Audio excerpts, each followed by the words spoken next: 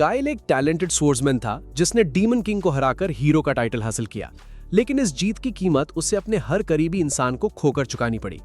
फिर एक mysterious crystal उसे 4 साल पीछे भेज देता है। अपनी इस दूसरी जिंदगी में काइल पहले से भी ज्यादा ताकतवर बनने की ट्रेनिंग शुरू करता है ताकि अपनी तकदीर बदल सके और इस बार अपने सभी अपनों को बचा सके।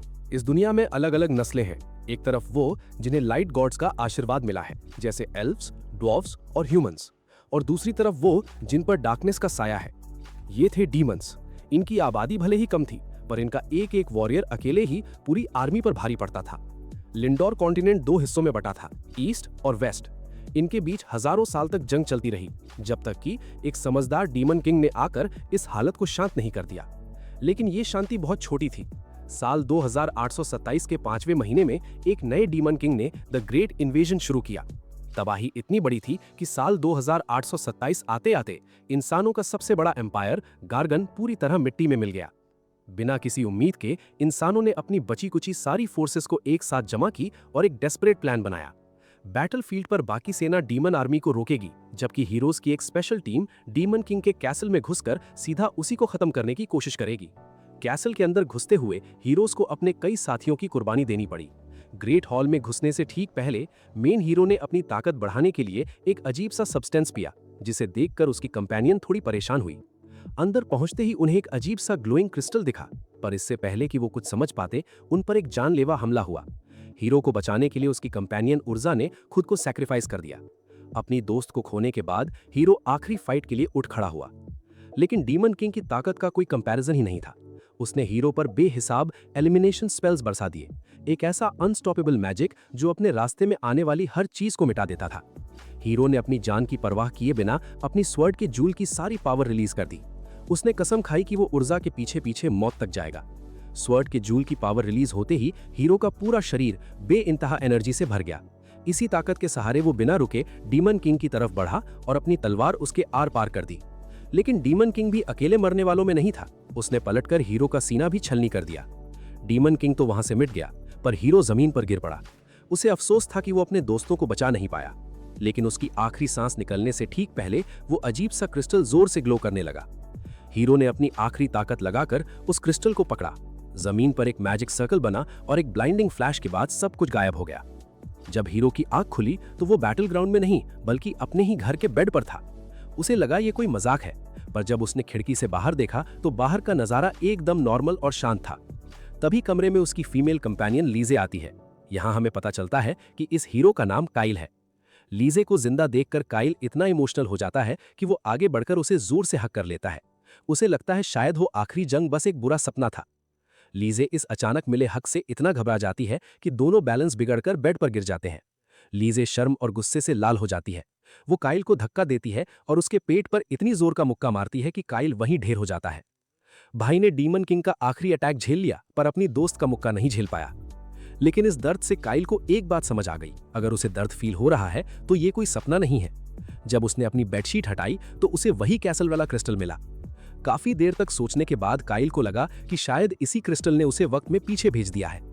कुछ देर बाद काइल को इतनी भयंकर भूख लगती है कि वो किचन में जाकर वहां रखी हुई एक पूरी की पूरी दावत अकेले ही सफा चट कर जाता है।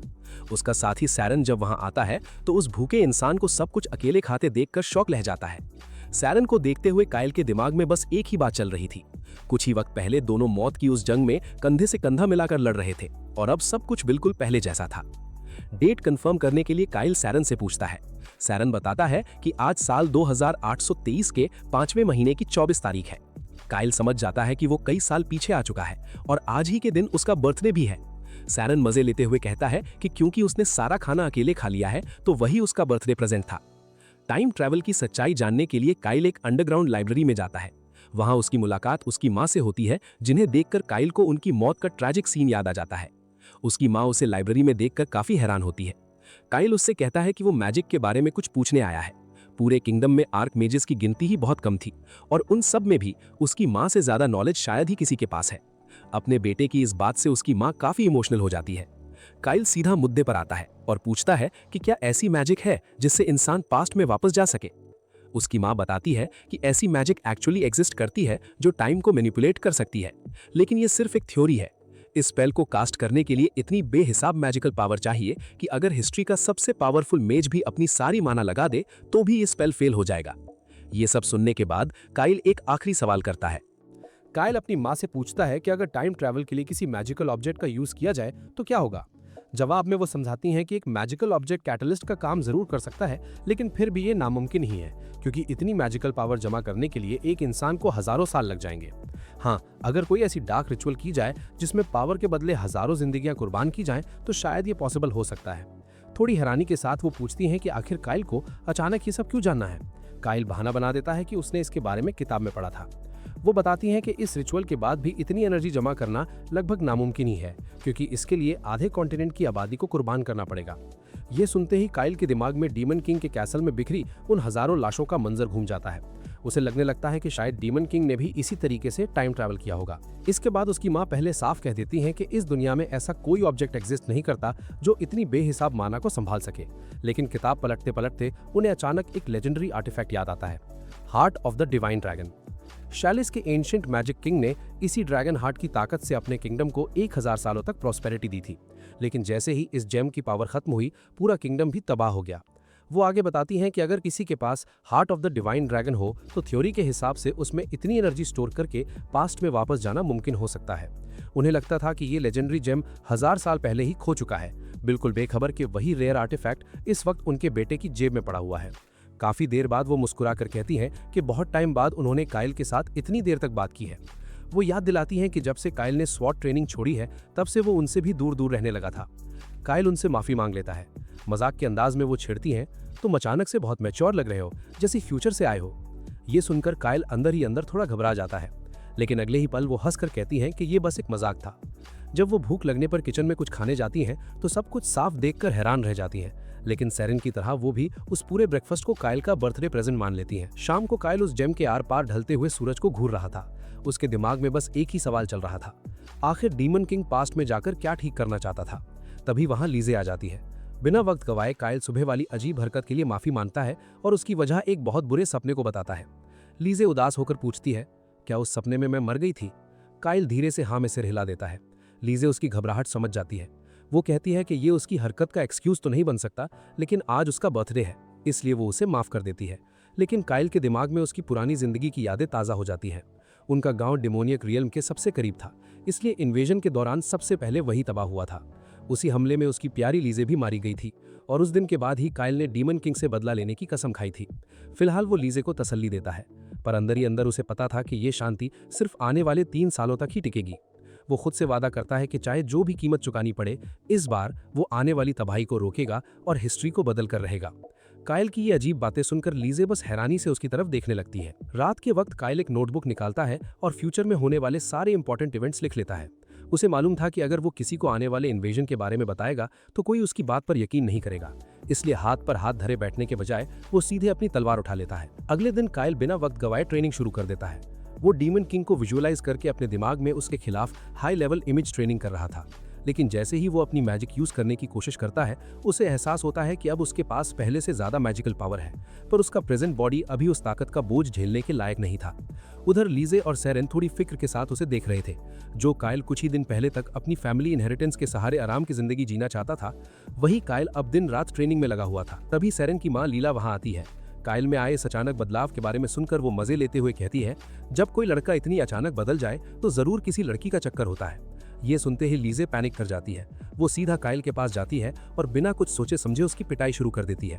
बेचारा काइल बिना किसी गलती के मार खाता रहता है। डीमन किंग से पहले तो ये अपने दोस्तों के हाथों ही पीट पीट कर मारा जाएगा।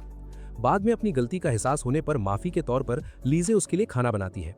जब सब डिनर पर साथ बैठे होते हैं तो काइल इस मौके का फायदा उठाते हुए एक और जरूरी सवाल पूछता है, ऐसे कौन लोग हैं जिनके पास इतना इन्फ्लुएंस हो कि वो सिर्फ इस देश ही नहीं बल्कि दूसरे देशों के फैसलों पर भी असर डाल सके? इस पर उसकी माँ जवाब देती हैं, अगर इतना बड़ा इन्फ्लुएंस चाहिए तो तुम्हें हाई प्रीस्ट्स, डिवाइन मदर क्वाली या फिर हीरो रोडोल्फ जैसे लोगों की जरूरत पड़ेगी। वही हीरो जिसने 300 साल पहले डीमन किंग को हराया था। जवाब सुनकर काइल अपने सारे ऑप्शंस एनालाइज करता है। एक हाई प्रीस्ट या किंग बनना तो उसके लिए नामुमकिन के बराबर था, इसलिए उसके पास बस एक ही आखिरी रास्ता बचता था, एक हीरो बनना। सिर्फ एक हीरो ही अपने देश के साथ साथ दूसरे देशों के फैसलों पर भी इतना बड़ा असर डाल सकता था।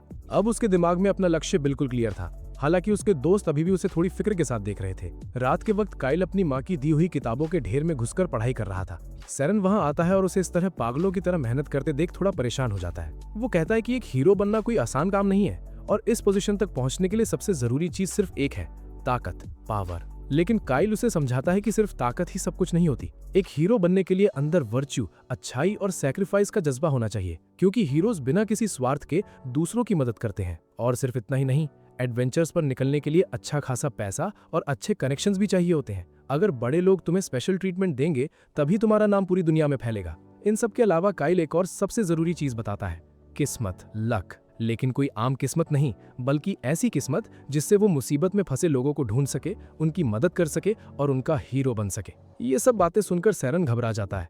उसे लगता है कि कहीं काइल खुद जानबूझकर मुसीबतें तो नहीं खड़ी करेगा ताकि बाद में उन्हें सॉल्व कर सके। पर काइल उसे तसल्ली देता है कि वो ऐसा कोई पागलपन नहीं करेगा, लेकिन अपने मकसद तक पहुंचने के लिए वो हर मुमकिन कोशिश जरूर करेगा, चाहे उसके लिए थोड़ा चालाक या अनकन्वेंशनल ही क्यों ना बनना पड़े। सैरन उसकी आंखों में देखते हुए पूछता है कि आखिर इतनी जल्दी क्या है। काइल धीमी आवाज में मानता है कि उसके अपने कुछ खास मकसद हैं जो वो अभी रिवील नहीं कर सकता। वो बस सैरन से थोड़ा भरोसा चाहता था। सैरन एक सच्चे दोस्त की तरह वादा करता है कि वो हर कदम पर उसके साथ खड़ा रहेगा। दोस्ती हो तो सैरन जैसी, वरना ना हो। बिना पूरा प्लान सुने सीधा मौत के सफर पर जाने को तैयार है। उसके वहां से जाने के बाद काइल अकेला बैठकर सोचता है कि उसकी मेमोरी कितनी शार्प है, क्योंकि उसे अपनी पिछली टाइमलाइन का एक एक इंसिडेंट हूबहू याद था। अगले दिन काइल सैरन की मां लीला को बताता है कि वो जल्द ही यहाँ से जाने वाला है। लीला पहले पूछती है कि क्या उसने अपनी मां को इस सफर के बारे में बता दिया है। काइल बताता है कि हाँ, और विदाई के वक्त वो काफी रो भी रही थी। इसके बाद लीला रिक्वेस्ट करती है कि वो उनके निठल्ले बेटे सैरन को भी अपने साथ ले जाए ताकि वो जिंदगी में कुछ ढंग का काम कर सके। काइल मुस्कुराते हुए बताता है कि वो पहले से ही ऐसा प्लान कर चुका था। बेचारा सैरन वहीं खड़ा कंप्लेन करता रह जाता है कि इस पूरे मैटर में किसी ने उसकी खुद की ओपिनियन तो पूछी ही नहीं। बाद में काइल लिजे को अपने इस नए सफर के बारे में बताता है। वो 2 दिन बाद माल्ट की कैपिटल के लिए निकलने वाला था ताकि अपने असली सफर, ट्रू जर्नी के लिए जरूरी चीजें जमा कर सके। लिजे तुरंत उसके साथ चलने की जिद करने लगती है, लेकिन काइल साफ मना कर देता है। वो उसकी माँ का हवाला देता है और कहता है कि वो खुद भी लिजे को किसी खतरे में नहीं डालना चाहता। पर लिजे कहाँ मानने वाली थी। जब वो बार बार जिद करती रहती है तो काइल अचानक आगे बढ़ता है और उसे किस कर लेता है। लिजे पूरी तरह शौक और शर्म से वहीं शांत हो जाती है। काइल उससे वादा करता है कि वापस लौटते ही वो सबसे पहले उसी से मिलने आएगा, और लिजे के कहने पर वो सेफ वापस आने का प्रॉमिस भी करता है। इस रोमांटिक मोमेंट के बाद दोनों मार्केट में थोड़ी शॉपिंग करने निकलते हैं। वहां भीड़ में चलते हुए अचानक काइल को एक जानी पहचानी प्रेजेंस महसूस होती है। वो बिना एक सेकंड सोचे उस तरफ बढ़ता है।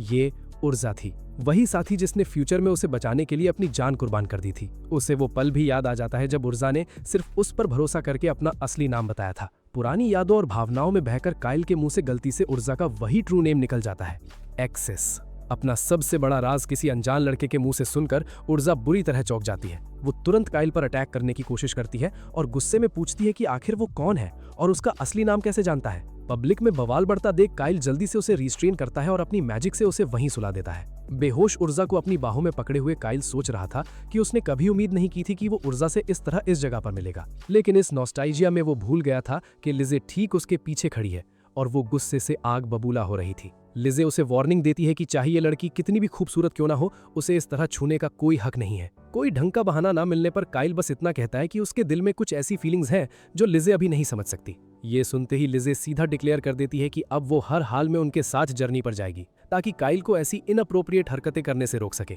भाई फ्यूचर बचाने निकला था और प्रेजेंट में गर्लफ्रेंड की इंटेरोगेशन शुरू हो गई। कुछ देर बाद काइल के घर पर उर्जा को होश आता है। काइल फॉर्मली अपना इंट्रोडक्शन देता है, लेकिन उर्जा ये सब फालतू बातें सुनने के मूड में नहीं थी। वो सीधा पॉइंट पर आती है और डिमांड करती है कि काइल उसे सच सच बताए कि वो उसका असली नाम कैसे जानता है, जबकि ये राज सिर्फ उसके और उसके पेरेंट्स के अलावा दुनिया में कोई नहीं जानता। काइल समझ रहा था कि वो उर्जा को सीधा सीधा ये नहीं बता सकता कि आज से 4 साल बाद फ्यूचर में वो दोनों एक दूसरे से प्यार करने लगेंगे। इसलिए वो उर्जा से कहता है कि फिलहाल के लिए वो उस पे बस भरोसा रखे, सही वक्त आने पर वो सब कुछ खुद एक्सप्लेन कर देगा। उर्जा साफ मना कर देती है कि वो किसी अनजान शख्स पर ऐसे ही ट्रस्ट नहीं करने वाली। जब और कोई रास्ता नहीं बचता तो काइल उसके सामने एक पैक्ट ऑफ ट्रस्ट, भरोसे का समझौता प्रपोज करता है। वो उस पैक्ट के जरिए गारंटी देता है कि वो उसका असली नाम दुनिया में किसी को नहीं बताएगा। ये सुनकर उर्जा और भी ज्यादा हैरान रह जाती है। एक आम सा दिखने वाला गांव का लड़का आखिर इस तरह के एंशिएंट और रेयर पैक्ट ऑफ ट्रस्ट के बारे में जानता कैसे है? वो समझाता है कि ये डिवाइन स्पिरिट्स के नाम पर होने वाला एक एंशिएंट पैक्ट है, जहां इन्वोकर अपना ट्रू नेम देकर उससे हमेशा राज रखने का वादा लेता है। उर्जा सीरियस होकर पूछती है कि क्या उसे इस पैक्ट को तोड़ने का अंजाम पता है। काइल बिना घबराए बताता है कि इस पैक्ट को तोड़ने की सजा सीधी मौत यानी डेथ है। ये सुनकर लिजे नर्वस हो जाती है, पर आखिर में दोनों पार्टीज अग्री कर लेती हैं। बस एक प्रॉब्लम थी, ये पैक्ट सिर्फ फुल मून यानी पूर्णिमा के दिन ही हो सकता था, जिसमें अभी लगभग आधा महीना बाकी था। उर्जा तुरंत वार्निंग देती है कि जब तक ये पैक्ट पूरा नहीं होता कायल गांव छोड़कर कहीं नहीं जा सकता। कायल मुस्कुराकर कहता है कि ये तो प्रॉब्लम हो जाएगी, क्योंकि वो कल सुबह ही सफर पर निकलने वाला है। अगले दिन विदाई का वक्त था। कायल अपनी मां को अलविदा कहता है। लिजे उसके इतने करीब खड़ी थी जैसे वो उसे एक सेकंड के लिए भी अकेला छोड़ने के मूड में नहीं थी। तभी उसके पिता उसे सेफ जर्नी विश करते हैं और लिजे को धीरे से याद दिलाना पड़ता है कि ये उसके अपने फादर हैं। चूंकि उर्जा अपना ट्रू नेम जानने वाले शख्स को अपनी नजरों से दूर नहीं जाने दे सकती थी, इसलिए मजबूरन वो भी उनके साथ सफर पर निकल पड़ती है। रास्ते में चलते हुए लिजे नोटिस करती है कि वो लोग रॉयल कैपिटल की ऑपोजिट डायरेक्शन में जा रहे हैं। कायल बताता है कि अब कैपिटल जाने की जरूरत नहीं है। अब जब उनके साथ उर्जा जैसी एक इन्वोकर है तो उनका नया डेस्टिनेशन पहाड़ों में बना एक मैजिक डंजन था, जहां एक बड़ा खजाना छिपा हुआ था। सैरन और लिजे को लगता है कि कायल किसी बच्चों की कहानी पर यकीन कर रहा है। ऊपर से उसका खरीदा हुआ मैप भी बिल्कुल नकली यानी डूबियस लग रहा था। लेकिन जब उर्जा उस मैप को ध्यान से देखती है तो वो कंफर्म करती है कि मैप असली है, क्योंकि उसमें एक ऐसी टेक्नोलॉजी यूज हुई थी जिसे कॉपी नहीं किया जा सकता। उर्जा की बात सुनकर सैरन भी यकीन कर लेता है, लेकिन डंजन बहुत बड़ा और जानलेवा ट्रैप से भरा हुआ था। तब कायल बड़े कॉन्फिडेंस के साथ अपना इनफैलिबल प्लान सुनाता है। वो लोग डंजन के ठीक नीचे से सुरंग खोदकर सीधा ट्रेजर रूम तक पहुंचेंगे। खुदाई के लिए उर्जा अपने स्पिरिट्स को समन करती है। स्पिरिट से मजदूरी करवाने का आइडिया उसे थोड़ा इरिटेट जरूर करता है, लेकिन उन्हें ऑर्डर देने में उसे मजा भी आ रहा था। भाई हीरो बनने निकला था या मजदूर, डंजन क्लियर करने की जगह सीधा उसके नीचे सुरंग खोद दी। रात को सब मिलकर एक जबरदस्त दावत का मजा लेते हैं। उर्जा हैरानी से लिजे से पूछती है कि उसने इस भालू का शिकार किस ट्रैप से किया। लिजे बिल्कुल कैजुअली बताती है कि उसने किसी ट्रैप का यूज नहीं किया, बल्कि अपने नंगे हाथों से भालू को मारा था। ये सुनकर उर्जा की बोलती बंद हो जाती है। बाद में उर्जा के बुलाए हुए स्पिरिट्स की मदद से लड़कियां आराम से बात एंजॉय कर रही थीं। इसी दौरान लिजे उर्जा को समझाती है कि कायल को छुपा जरूर रहा है, लेकिन उसके इरादे कभी गलत नहीं हो सकते। वो यकीन दिलाती है कि सही वक्त आने पर कायल सब कुछ खुद बता देगा। ये बातें सुनकर आखिरकार उर्जा उस पर ट्रस्ट करने का फैसला कर लेती है। तभी लिजे नोटिस करती है कि उर्जा की बैक साइड पर एक हार्ट शेप्ड का बर्थ मार्क है। ये देखते ही उर्जा बुरी तरह शर्मा जाती है। उधर दूसरी तरफ कायल सैरन को लड़कियों पर ताड़झाक यानी स्पाइंग करने से रोक रहा था। कुछ दिन बीत जाते हैं। एक दिन जब कायल अकेले खुदाई कर रहा था, उर्जा उसके पास आकर पूछती है कि आखिर वो हीरो क्यों बनना चाहता है। बात करते वक्त उसकी नजर कायल के हाथों में पहनी हुई रिंग्स पर पड़ती है। कायल बताता है कि ये रिंग्स उसके बॉडी वेट को 20 से 30% तक बढ़ा देती है, ताकि उसकी फिजिकल ट्रेनिंग और भी इफेक्टिव हो सके। उर्जा हैरानी से पूछती है कि वो खुद को इतनी तकलीफ क्यों दे रहा है। कायल बस इतना कहता है, ये एक कॉम्प्लिकेटेड मैटर है। आखिरकार उनकी टनल सीधा ट्रेजर रूम में जाकर खुलती है। उस कमरे की विशालता देखकर सब हैरान रह जाते हैं। सैरन बिना वक्त गवाए खुशी के मारे सीधा सोने के ढेर में कूद पड़ता है। कायल मजाक में लड़कियों से कहता है कि पैसों के लालच में सैरन जितना नीचे मत गिरना, टीम के लिए उसका बलिदान जरूरी था। जब बाकी लोग सिक्के बटोर रहे थे, कायल चुपचाप एक दूसरे चेंबर में चला जाता है। वहां उसकी पिछली टाइमलाइन वाली वही तलवार रखी थी। जैसे ही वो उसके पास पहुंचता है, तलवार में से एक एंटिटी अपना असली रूप लेकर बाहर आती है और उसे यहां तक पहुंचने की बधाई देती है। लेकिन इससे पहले कि वो अपना इंट्रोडक्शन दे, कायल जल्दी से उसे चुप करा देता है ताकि बाकी लोग कुछ न सुन ले। वो साफ कहता है कि उसे अपना परिचय देने की जरूरत नहीं है। कायल उसे पहले से अच्छी तरह जानता था। ये थी लेजेंडरी इंटेलिजेंट स्वॉर्ड शालीज, जिसके अंदर प्राचीन किंग की पर्सनैलिटी और नॉलेज की कॉपी मौजूद थी। कायल बताता है कि उसने उसके बनाए सारे ट्रैप्स और ट्रायल्स को बाईपास कर दिया है और अब फाइनल टेस्ट पास करके ये तलवार उठाने के लिए तैयार है। शालीज हैरान होकर पूछती है कि उसे ये सब कैसे पता है। जवाब देने के बजाय कायल सीधा तलवार की मूठ पकड़ लेता है। तलवार हाथ में आते ही शालीज उसकी पिछली टाइमलाइन की सारी यादें पढ़ लेती है। शॉक्ड होकर वो पूछती है कि क्या उसने जो कुछ देखा वो सब सच है। कायल हाँ में जवाब देता है और बताता है कि उसके पास heart of the divine dragon भी मौजूद है। तभी बाकी साथी वहां आ जाते हैं। कायल धीरे से शालीज को एक्टिंग करने का इशारा करता है और उनके आते ही अनजान बनते हुए कहता है, अरे वाह, ये तो एक इंटेलिजेंट स्वॉर्ड है, लेजेंडरी शालीज। बाद में वही लेजेंडरी शालीज बड़े मजे से कुकीज खा रही होती है। उनका टेस्ट उसे इतना पसंद आता है कि वो खुश होकर बताती है, अगर कायल इस तलवार के लायक ना होता तो वो फाइनल ट्रैप एक्टिवेट करके पूरा लैबिरिंथ उन सब के ऊपर गिरा देती। लेकिन चूंकि उसे कायल काफी इंटरेस्टिंग लग रहा था, इसलिए फिलहाल के लिए वो उसे अपना आशीर्वाद यानी ब्लेसिंग दे देती है। अब कायल उस तलवार को अपनी मर्जी से यूज कर सकता था। साथ ही उन्हें वहां से एक डायमेंशनल बैग भी मिल जाता है, जो इतना बड़ा खजाना कैरी करने के लिए बहुत जरूरी था। सैरन बेचारा गुस्से में कंप्लेन करता है कि आखिर कोई उसके बारे में बात क्यों नहीं कर रहा, पर शालिस उसकी बेइज्जती करते हुए उसे चुप रहने की एडवाइस देती है और सैरन एक बार फिर खुद को अंडरवैल्यूड फील करता है। कुछ वक्त बाद पूरा ग्रुप शहर पहुंच जाता है। वहां सैरन की बस एक ही ड्यूटी थी, छोटी सी शालिस पर नजर रखना, जो खाने की तलाश में यहां वहां भटक रही थी। जल्दी ही वो लोग कॉम्बैट प्रिपरेशन के लिए हाई क्वालिटी इक्विपमेंट लेने एक शॉप पर जाते हैं। मोचेंट नए कस्टमर्स का रूल बताते हुए काइल से 10,000 गैल्डॉस का डिपॉजिट मांगता है। काइल बिना सोचे अपनी जेब से शालिस के जमाने के 5 सोने के सिक्के निकालकर टेबल पर रख देता है। सिक्के देखते ही मर्चेंट के होश उड़ जाते हैं और वो तुरंत उन्हें अपने बॉस फीबस से मिलवाता है। वहां रखी तलवारों की कलेक्शन देखकर शालिस तुरंत पहचान लेती है कि ये मिलीन नाम के आर्टिजन का काम है। फीबस उसकी नजर से इंप्रेस होता है, पर छोटी शालिस उस लेजेंडरी आर्टिजन की बुराई शुरू कर देती है। फेम उसके दिमाग पर चढ़ गया था। जब मैं उसकी बुराई करती थी तो वो रोने लगती थी। फीबस इस अजीब बातचीत से कंफ्यूज हो जाता है। बात बिगड़ती देख काइल तुरंत उसकी बात काट देता है। तब तक शालिस का ध्यान कुकीज पर चला जाता है और वो शांति से उन्हें खाने लगती है। इसी बीच काइल मैग्मा का बनाया हुआ एक टॉप टियर आर्मर पसंद करता है।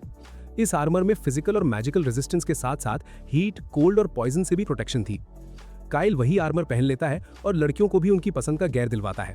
उधर सैरन एज यूजुअल लड़कियों पर लाइन मारने की कोशिश करता है और हर जगह से बुरी तरह से रिजेक्ट हो जाता है। काइल फीबस से उस शॉप की सारी हीलिंग पोशंस और रेप्टिलियन मॉन्स्टर्स को हराने वाली ऑफेंसिव मैजिक स्टोन्स पैक करने को कहता है। इतनी बड़ी परचेज देखकर मोचेंट की खुशी का ठिकाना ही नहीं रहता। काइल अनाउंस करता है कि वो लोग कल सुबह यहाँ से निकल जाएंगे। सैरन तुरंत किसी और लड़की से फ्लर्ट करने निकल जाता है और लड़कियां घूमने चली जाती हैं। शालिस भी बाहर जाना चाहती थी, लेकिन काइल उसे रोक लेता है। उसे उससे एक जरूरी बात करनी थी। इनके कमरे में आकर काइल पूछता है, क्या सच में फ्यूचर बदलना पॉसिबल है? शालिस समझाती है कि टाइम कोई सीधी लाइन नहीं है, बल्कि एक पेड़ की ब्रांचेस की तरह है। टाइम ट्रैवल करके काइल असल में एक नई टाइमलाइन में आ चुका है। इसका सबसे बड़ा प्रूफ यह है कि उसने heart of the divine dragon को कैटलिस्ट बनाया और उसे अपने साथ इस नए वर्ल्ड में भी ले आया। वो बताती है कि अगर वो लोग कुछ ना करें तो ग्रेट इन्वेजन इस टाइमलाइन में भी जरूर होगा। लेकिन अगर अभी से हिस्ट्री में इंटरफेयर किया जाए तो फ्यूचर की डायरेक्शन बदली जा सकती है। लेकिन काइल के दिमाग में एक डाउट था, अगर ड्रैगन स्टोन उसके पास है तो इस टाइमलाइन का दूसरा काइल कहाँ गया? इस पर शालिस एक नई सोल फ्यूजन हाइपोथेसिस रखती है। उसके मुताबिक शायद फ्यूचर वाले काइल की सोल इस टाइमलाइन के काइल के साथ फ्यूज हो गई हो। इसी वजह से उसकी मैजिकल पावर पहले से कहीं ज्यादा हो गई है और वो हाई टियर मैजिक भी यूज कर पा रहा है। साइड इफेक्ट्स क्या होंगे ये शालिस को भी नहीं पता, लेकिन वो प्रॉमिस करती है कि इस मिस्ट्री को समझने में वो काइल की मदद करेगी। रात के वक्त लड़कियों के कमरे में ऊर्जा खिड़की से पूर्णिमा का चांद देख रही थी। लीज नींद में चली जाती है। कुछ देर बाद वो सोते सोते बड़बड़ाने लगती है, काइल सिर्फ मेरा है। ये सुनकर ऊर्जा को थोड़ी शर्म आती है, लेकिन वो सोचती है कि भले ही उसने शुरू में इस सफर पर डाउट किया था, पर अब उसे मजा आने लगा है। लीज एक अच्छी लड़की है, सैरन फनी है, और भले ही काइल अभी भी उसके लिए एक राज बना हुआ है, लेकिन अब उसे काइल से कोई बुरी फीलिंग नहीं आ रही थी। तभी अचानक उसे याद आता है कि आज ही तो पैक्ट ऑफ ट्रस्ट पूरा करने की रात है। उधर दूसरी तरफ काइल अकेले शालिस के साथ अपनी फिजिकल ट्रेनिंग कर रहा था। काइल अपनी तलवार की तारीफ करते हुए कहता है कि उसने कई मिथ्रिल की तलवारें चलाई हैं, लेकिन इसका लेवल ही अलग है। शालिस बताने ही वाली थी कि ये तलवार असल में मिथ्रिल ही बनी ही नहीं है कि तभी ऊर्जा वहां धड़धड़ाती हुई आ जाती है और पैक्ट पूरा करने की डिमांड करती है। काइल थकान का बहाना बनाकर उसे कल तक टालने की कोशिश करता है, लेकिन ऊर्जा साफ मना कर देती है। अपना ट्रू नेम दाव पर लगाकर वो 1 महीने और वेट नहीं करना चाहती। मजबूरन काइल को हाँ बोलना पड़ता है। ऊर्जा जल्दी से मैजिक सर्कल तैयार करती है और अंदर ही अंदर सोचती है कि उसने सपने में भी नहीं सोचा था कि वो इतना एंशिएंट और सीक्रेट पैक्ट एक ऐसे लड़के के साथ करेगी जिसे मिले अभी मुश्किल से 2 हफ्ते ही हुए हैं। भाई सोचा तो काइल ने भी नहीं था कि दुनिया बचाने की ट्रेनिंग छोड़कर आधी रात को चांद के नीचे एग्रीमेंट साइन करना पड़ेगा। रिचुअल शुरू होता है। ऊर्जा Munna spirit of the divine moon का आवाहन करती है। वो पूछती है कि क्या काइल उसका ट्रू नेम हमेशा राज रखने का कसम खाता है। जैसे ही काइल अपना ओथ लेता है, जमीन से लाइट का एक बड़ा सा पिलर निकलता है और उसी रोशनी में काइल अचानक आगे बढ़कर ऊर्जा को किस कर लेता है। ऊर्जा पूरी तरह शॉक में उसे जोर से धक्का देती है और गुस्से में पूछती है कि उसने ये क्या किया। काइल भोलेपन से जवाब देता है, पिछली बार एंड में हमने किसी तो किया था, मुझे लगा शायद ऐसे ही पैक्ट कंप्लीट होता है। ऊर्जा गुस्से से लाल होकर साफ करती है कि उन्होंने पहले कभी कोई पैक्ट किया ही नहीं था और किस करना किसी रिचुअल का हिस्सा नहीं, बल्कि उससे कहीं ज्यादा इंटीमेट रिलेशन की तरफ एक कदम है। तब काइल को तुरंत समझ आ जाता है कि उसने पिछली टाइमलाइन की यादों की वजह से ये बड़ी गलती कर दी। वो तुरंत माफी मांगते हुए पीछे हटने की कोशिश करता है, लेकिन तब तक ऊर्जा मैजिक सर्कल से एक सैलेमेंडर इन्वोक करके उसके पीछे पड़ जाती है। अगले दिन सफर के दौरान काइल और ऊर्जा दोनों बुरी तरह थके हुए लग रहे थे। लिजे के पूछने पर काइल बस इसे एक अनफॉर्चुनेट एक्सीडेंट बताकर बात टाल देता है। फिर वो ऊर्जा से पूछता है कि जब पैक्ट पूरा हो चुका है तो वो अभी तक उनके साथ क्यों है। ऊर्जा जवाब देती है कि जब तक उसे ये नहीं पता चल जाता कि काइल उसका ट्रू नेम कैसे जानता है, तब तक वो कहीं नहीं जाने वाली। काइल भी बिना किसी ऐतराज के उसे साथ रहने देता है। उधर सैरन भी अपनी थकान की कंप्लेन करता है। लिजे तुरंत उसका मजाक उड़ाते हुए कहती है, तू इसलिए थका है क्योंकि रात भर लड़कियां पटा रहा था और हर जगह रिजेक्ट हो गया। फिर लिजे पूछती है कि वो लोग आखिर आर्कन सिटी क्यों जा रहे हैं। उसे भटकाने के लिए काइल बहाना बनाता है कि शालीज के पास फ्यूचर देखने की प्रेमोनिशन पावर है और उसी ने वहां जाने को कहा है। कुछ दिन बाद वो आर्कन पहुंचते हैं, ठीक उसी वक्त जब प्रिंसेस मिल्ना का काफिला शहर में एंटर करता है। प्रिंसेस की खूबसूरती और शांत स्वभाव देखकर सब इंप्रेस हो जाते हैं, पर काइल की नजर सीधा एस्कॉर्ट कैप्टन सेंटोस पर थी। शालीज धीरे से पूछती है, क्या यही वो प्रिंसेस है जिसे हमें बचाना है?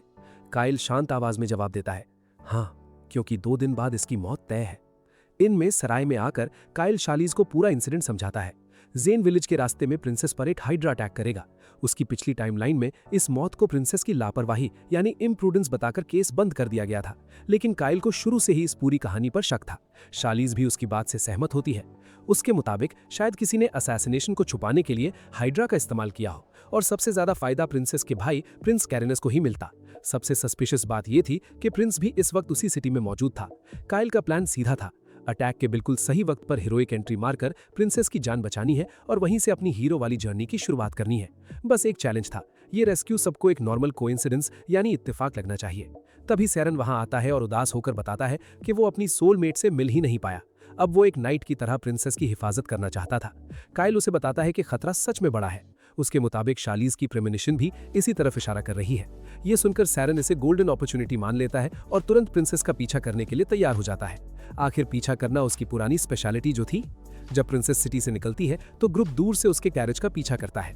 शालीज अपनी पावर से एक बाज बनकर आसमान से कैरेज पर नजर रखती है और ऊपर से ग्रुप को उसकी लोकेशन बताती रहती है। तलवार की ये कमाल की पावर देखकर लड़कियां काफी इंप्रेस होती हैं, लेकिन थरकी सैरन अफसोस करता है कि काश उसके पास भी ऐसी पावर होती तो वो बाथरूम में ताक झांक कर सकता।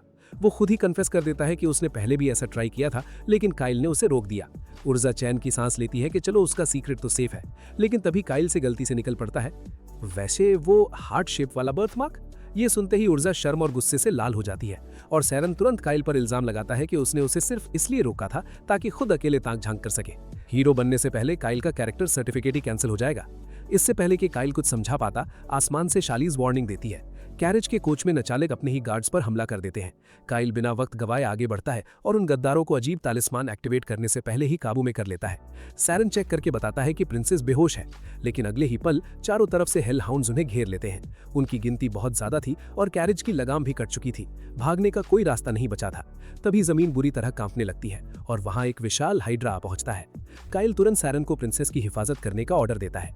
लड़कियों को हेल हाउंड संभालने के लिए कहकर वो खुद अकेला हाइड्रा के सामने खड़ा हो जाता है। उर्जा एक सैलेमेंडर इन्वोक करके हेल हाउंड्स को आग में जलाने लगती है। शालीज पूछती है, क्या तुम इसे अकेले हरा पाओगे? काइल पूरे कॉन्फिडेंस से कहता है, मैं पहले 3 सिर वाले हाइड्रा को हरा चुका हूं। लेकिन जैसे ही उसकी नजर सामने पड़ती है, उस हाइड्रा के 8 सिर थे। ये लड़ाई उसकी सोच से कहीं ज्यादा मुश्किल होने वाली थी। हाइड्रा की धीमी स्पीड का फायदा उठाकर काइल अपने मैग्मा आर्मर की मदद से उसके जहरीले पॉइजन को लगभग पूरी तरह बेकार कर देता है। बिना डरे वो आइस और एक्सप्लोजन टैलिस्मन्स का यूज करता है और एक एक करके हाइड्रा के कई सर उड़ा देता है। लेकिन उस बीस्ट की रीजनरेशन पावर इतनी जबरदस्त थी कि कटे हुए सर कुछ ही पलों में दोबारा उगने लगते हैं। काइल समझ जाता है कि सर काटने से कुछ नहीं होगा, उसे सीधा प्रॉब्लम की जड़ पर वार करना पड़ेगा। वो अपनी एक्सेलरेशन मैजिक एक्टिवेट करता है और एक ही झटके में हाइड्रा की छाती तक पहुंचकर उसमें बड़ा सा छेद कर देता है। उसके अंदर वो ढेर सारे एक्सप्लोजन रून्स भर देता है। अगले ही पल ब्लास्ट का फोर्स उसे उड़ाकर एक पेड़ से टकरा जाता है, लेकिन उसी के साथ भयंकर एक्सप्लोजन से पूरा हाइड्रा अंदर से तबाह हो जाता है। शैलिस उसकी कमाल की स्ट्रैटेजी की तारीफ करती है। काइल मुस्कुराते हुए मानता है कि ये टेक्निक इफेक्टिव जरूर है, लेकिन इसमें एक पल के लिए वो खुद भी पूरी तरह खुला छोड़ देता है। बाकी बचे हेलहाउंड्स को खत्म करने के बाद पूरा ग्रुप दोबारा एक साथ जमा होता है। काइल को कोई चोट नहीं लगी थी, लेकिन वो पूरी तरह हाइड्रा के खून और बचे हुए हिस्सों से लथपथ था। बदबू इतनी भयंकर थी कि लड़कियां उसके पास आने को भी तैयार नहीं थी। नदी में नहाकर वापस आने के बाद सेरन बताता है कि प्रिंसेस सिर्फ बेहोश नहीं हुई थी, उसे और उसकी अर्ब्स दोनों को पहले ही ड्रग किया गया था। फिर वो एक अजीब सा बैग दिखाता है जिससे मैजिकल बीस्ट्स को अट्रैक्ट किया जाता है। अब ये साफ हो चुका था कि ये कोई एक्सीडेंट नहीं, बल्कि पहले से प्लान की गई असैसिनेशन थी। उधर आर्कन सिटी में प्रिंसेस का सगा भाई प्रिंस कैरेनस अपनी ट्रूप्स भेजने की तैयारी कर रहा था। जब प्रिंसेस माइलना को होश आता है तो सेरन तुरंत खुद को उसका सेवियर बनाकर पेश करने लगता है, लेकिन लीजे उसकी पूरी स्पीच शुरू होने से पहले ही उसे चुप करा देती है। काइल आगे बढ़कर अपना परिचय देता है और बताता है कि वो सब बस आम ट्रैवलर्स हैं। सिचुएशन समझते ही माइलना पूछती है, क्या हम आर्कन और जेन विलेज के बीच में हैं? काइल हाँ में सर हिला देता है। तभी आसमान से शैलिस वार्निंग देती है कि आर्कन से एक बड़ी ट्रूप उनकी तरफ बढ़ रही है। काइल को लगता है कि रॉयल गार्ड उनकी मदद के लिए आ रहे हैं, लेकिन ये सुनकर प्रिंसेस माइलना बुरी तरह घबरा जाती है। वो तुरंत कहती है, हमें अभी यहाँ से भागना होगा। कैप्टन सैंटोस मुझे बचाने नहीं, मारने आ रहा है। वो अपनी सर्वेंट को लाशों को जलाने का ऑर्डर देती है ताकि उन्हें भागने के लिए थोड़ा और वक्त मिल सके। फिर उर्जा को कैरेज चलाने के लिए कहती है और सबको अंदर बुलाकर पूरी सच्चाई बताना शुरू करती है। निकलने से ठीक पहले सेरन चालाकी से वो बीस्ट अट्रैक्टिंग बैग वहीं फेंक देता है ताकि पीछे आने वाले मैजिकल बीस्ट्स रॉयल ट्रूप्स को रोक सकें। तेजी से दौड़ती कैरेज के अंदर काइल पूछता है कि आखिर कैप्टन सैंटोस उसकी जान क्यों लेना चाहता है। माइलना उन सब का शुक्रिया अदा करते हुए बताती है कि इस पूरी साजिश का असली मास्टरमाइंड उसका अपना भाई प्रिंस केरेनिस है। पहले तो काइल को यकीन ही नहीं होता, लेकिन माइलना बताती है कि उसने अपनी आंखों से केरेनिस को उस रात छुप कर आते देखा था जब उसे ड्रग दिया गया था। उनका प्लान था उसे कैरेज में बंद करके मैजिकल बीस्ट्स के सामने छोड़ देना ताकि सबको लगे कि उसकी मौत एक एक्सीडेंट थी। माइलना पहले से जानती थी कि उसका भाई इतना काबिल नहीं है, लेकिन कैप्टन सैंटोस के साथ मिलकर वो इतनी बड़ी साजिश रच सका। तभी सेरन की नजर प्रिंसेस की मेड पर पड़ती है। वो तुरंत पहचान लेता है, तुम वही लड़की हो ना जिसने आर्कन में प्रिंसेस को फ्लावर्स दिए थे? मेड इनकार करने की कोशिश करती है, लेकिन माइलना मुस्कुराते हुए बताती है कि वो सब एक स्टेज्ड परफॉर्मेंस था। लोगों का भरोसा जीतने के लिए कभी कभी ऐसी एक्टिंग करनी पड़ती है। वो आगे बताती है कि आमतौर पर उसकी सिक्योरिटी की जिम्मेदारी कैप्टन किलरिन और उनकी 5th गार्ड कंपनी संभालती है, जिसमें सिर्फ विमेन नाइट्स ही होती हैं। लेकिन इस बार उन्हें कैपिटल की सेरेमनी में बुला लिया गया था। इसी वजह से सैंटोस को एस्कॉर्ट की जिम्मेदारी मिली। काइल के लिए यह मान पाना मुश्किल था कि लोगों का इतना चहेता कैप्टन सैंटोस गद्दार हो सकता है, लेकिन प्रिंसेस की बात सुनकर अब सैंटोस भी उसके दुश्मनों की लिस्ट में शामिल हो चुका था। अब बारी थी काउंटर अटैक प्लान करने की। माइलना बताती है कि कैप्टन किलरिन अगले दिन आर्कन पहुंचेंगी। अगर वो वहां नहीं मिली तो वो जेन विलेज की तरफ उन्हें ढूंढने निकलेंगी। उन्हें बस तब तक वक्त जीतना था। सेरन प्रपोज करता है कि उन्हें आर्कन के बजाय किसी और विलेज में रुकना चाहिए, पर काइल साफ मना कर देता है। उसका कहना था कि सैंटोस सच्चाई छुपाने के लिए पूरे गांव का सफाया करवा देगा। सबसे खतरनाक होने के बावजूद बेस्ट ऑप्शन सिर्फ एक ही था, वापस आर्कन जाना। वहां हजारों लोग रहते हैं, इसलिए सैंटोस सबका मुंह बंद नहीं कर पाएगा। साथ ही उन्हें 5th कंपनी से दोबारा मिलने का मौका भी मिल जाएगा। माइलना थोड़ा डर कर पूछती है, पर अगर रास्ते में गार्ड से सामना हो गया तो? काइल बिल्कुल काम रहकर जवाब देता है, तो हम उनका सीधा सामना करेंगे। कुछ देर बाद आसमान से लौटकर शालिस यानी सिल्डोनिया बताती है कि आने वाले सोल्जर्स के साथ कैप्टन सैंटोस खुद मौजूद नहीं है।